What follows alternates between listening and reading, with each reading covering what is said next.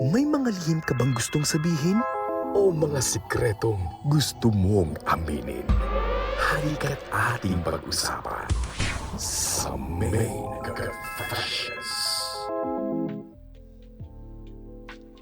Dear DJ Main, magandang gabi po sa inyo at sa lahat ng nakikinig at bumubuo ng programang Main Event. Sana po ay mapili ninyo ang aking sulat dahil sa totoo lang, medyo mabigat ito para sa akin. Kung tutuusin, matagal ko na pong kinikimkim ito at ngayon lang ako naglakas ng loob, ilahad ito. Pwede niyo po akong tawaging Grace, 28 years old at taga Bacolod. Kasalukuyan po akong nagtatrabaho sa isang pharmacy. May boyfriend po ako. Tawagin na lang natin siyang Henry. Pareho kami ng edad.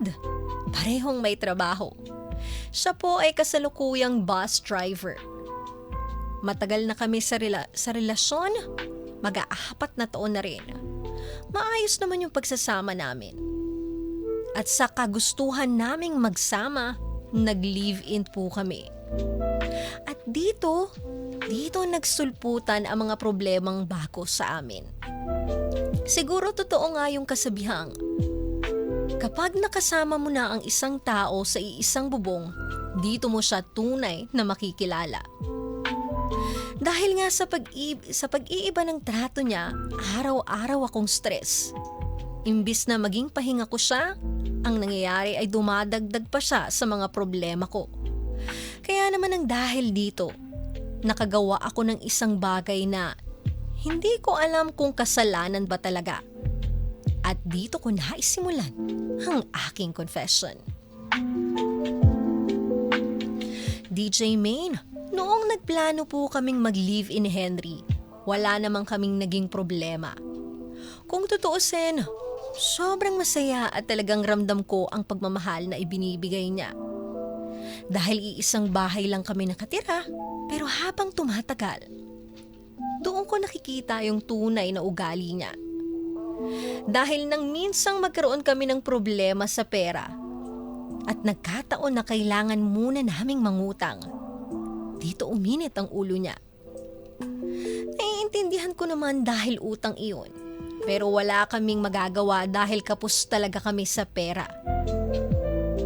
At dahil doon, nagkakasagutan kami hanggang sa umabot sa puntong naninigaw na si Henry. May mga gabi nang umiiyak na lang ako mag-isa hanggang sa makatulog. At sa tuwing papasok naman ako sa trabaho, palagi akong pagod at stress. Kaya nang minsang lapitan ako ng isa kong katrabaho, tinanong niya ako. Tawagin na lang natin siyang Brian. Grace! Oh, okay ka lang ba? Parang pagod na pagod ka. Kakasimula pa lang ng shift natin, oh. Ang taas naman ng energy mo? Apaka-aga pa? Oo, ano ka ba? Okay lang ako. Pagod lang siguro? Ay, nako Grace. Alam mo, minsan, kailangan mo ring magsabi. Hindi porkit or hindi pwedeng lagi mong sinasarili. O ano, open ka na naman dyan. DJ Main, dahil mataas ang energy niya at talagang masiyahin, hindi ko namalaya na iyon na rin pala ang simula ng pagkakaibigan naming dalawa. Dahil nga magkaibigan na, hindi talaga maiwasang makapag-open ng problema. Kahit mga personal na bagay na ibabahagi ko na sa kanya. Wala namang issue iyon sa akin dahil kaibigan ko lang talaga si Henry. Dahil kaibigan ko lang si Brian. Pero para kay Henry, iba na pala. Hindi ko alam na may problema na pala sa kanya ang pakikipagkaibigan ko sa iba. Dahil nang minsang maihatid ako ni Brian sa bahay, dito may nangyaring hindi maganda. DJ Main, pinag-iisipan ako ni Henry. Hindi ko alam na sa mata pala niya ay nanlalalaki ako. At dito nagsimulang magkasagutan kaming dalawa. May nakakakita raw sa yung naghatid kanina sa bahay. Sino yun? Sinong lalaking kasama mo? Kaibigan ko yun, mahal. Katrabaho ko rin. Bakit? May problema ba? Ang close niyo naman. Hinahatid ka pa. Siguro, nagsasabi ka na rin ng mga problema natin, oh. Ano, hindi ka makasagot? Lalaki mo ba yon? Umamin ka! Kaibigan ko lang yun, mahal. Oo, nakakapagkwento ako pero hanggang doon lang naman yun. Sinasabi ko na nga ba eh. Ang kapal din talaga ng mukha mo, Grace, eh, no? Kaya ba, kinakapos tayo sa pera, ha? Dahil napupunta na rin dyan sa lalaki mo? Nagulat ako sa sinabi niya, DJ May. Nakapagsalita na naman siya sa akin ng hindi maganda.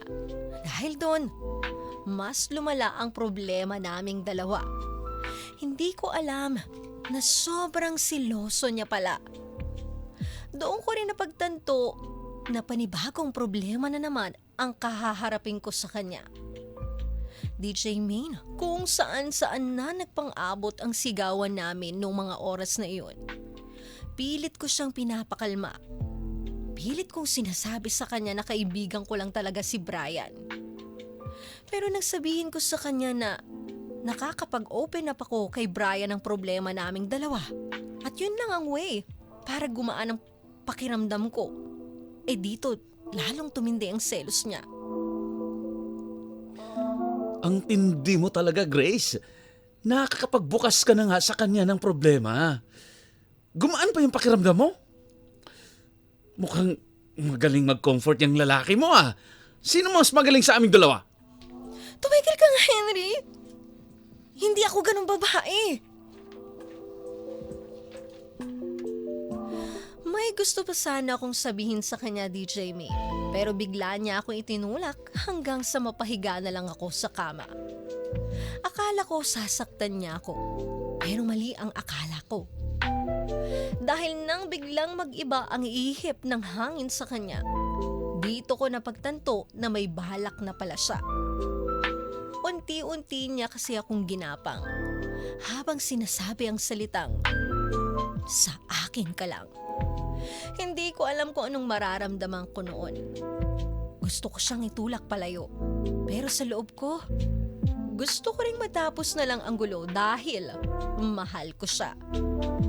At habang binabaybay niya ang pagkababae ko, tinanggap ko na lang din.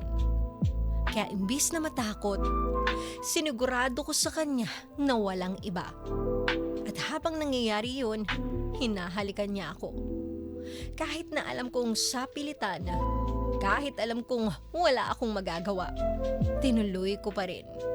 Dahil gusto kong iparamdam sa kanya na mahal ko talaga siya.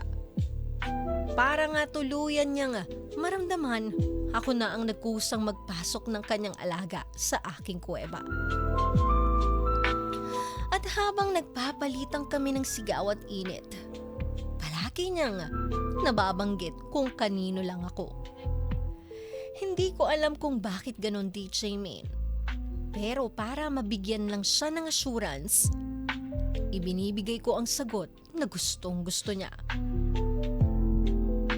Dahil doon, mas bumibilis ang paglabas-pasok niya. Mas lalo siyang ginaganahan. Nang maramdaman ko ngang malapit na kaming dalawa, niyakap ko siya. Mahigpit. Yung wala nang kawala. Hanggang sa maisaboy niya sa kaloob-loobang ko ang kanyang likido na nagpatirik sa aking mga mata. DJ Main, matapos nang may mangyari sa amin ni Henry, marami akong na-realize. At isa dyan ang hindi ko pa pala talaga siya kilala ng lubusan. Ganon din sa akin. Hindi niya pa talaga ako kilala. Ewan ko, DJ Main. Ang dami na naming problema, dumagdag pa yung selos niya. At sa tuwing nagsiselos siya, dito kami nagpapang-abot sa kama. Kaya nga may tanong ako sa inyo. Tama pa ba itong sitwasyon ko? Hindi ko kasi alam kung anong gagawin ko. Gusto ko lang din malaman kung mali ba na mag-open up ng problema sa kaibigan kapag may partner na? Maliban na i-comfort ka ng taong kaibigan mo naman, gusto ko lang din ng kaliwanagan sa aking problema. Hindi ko na kasi alam kung paano ko ipapaliwanag sa kanya. Dahil unti-unti na rin akong napapagod. Mahal ko siya sobra. Kaya ayokong sayangin ang pagsasama naming dalawa. Hanggang dito na lamang ang aking confession. Maraming salamat po from Grace of Bacolod. Minsan, hindi lahat ng pinipilit tumatagal. May mga bagay talagang kusang nahuhulog kahit gaano mo pa kahigpitan ang kapit. At pag dumating ka sa puntong pagod ka na, hindi ka mahina kung pipiliin mong bumitaw. Kasi minsan, yung pag-alis, yan din yung paraan para mahanap mo ulit yung sarili mo.